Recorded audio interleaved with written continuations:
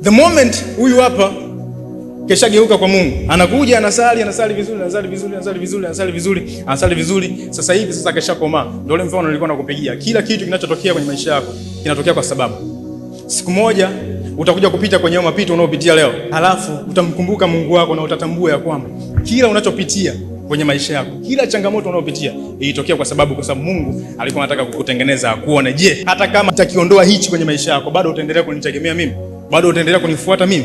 Bado utaendelea kuniona mimi kama ndo chaguo namba 1 kwenye maisha yako? Kila kitu ulichokuwa nacho kinaweza kikaondoka, lakini Mungu anajua kwa nini kakupitisha kwenye hiyo njia.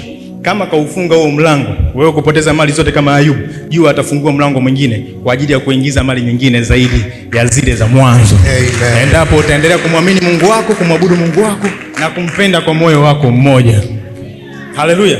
Amen. Ahadi za Mungu lazima zitatimia kwenye maisha ya mwanadamu endapo mwanadamu mwenyewe ataamua kuwa committed na huyo Mungu ambaye anasema anamwabudu. Ni ngumu sana kumwabudu Mungu ambaye hauko committed naye. Changamoto yetu, asilimia kubwa watu wengi tunakuja kanisani, lakini tunakuja kwa sababu ya ahadi za Mungu. Hatupo kwa ajili ya Mungu mwenyewe.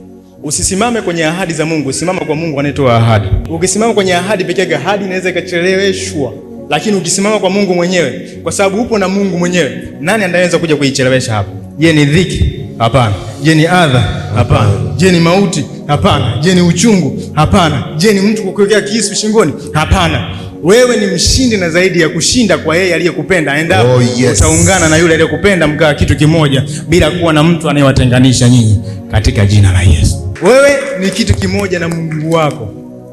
Lakini ili hii ahadi iweze kutimia kwenye maisha yako, ni lazima uwe kitu kimoja na Mungu. Wewe chunguza maisha yako. Kwa nini leo hayafanikiwi? Kwa nini hayasongi mbele? Kwa nini unapiga hatua mbele nyingi zaidi ya 10, unarudi zaidi ya 20 nyuma? Wakati mwingine sio anayekuloga. Adui mkubwa, mtu anayekuloga, mchawi wa kwanza wa maisha ya mwanadamu, wa maisha yako wewe, mchawi wako wa kwanza ni mawazo yako mwenyewe. Ni akili yako mwenyewe.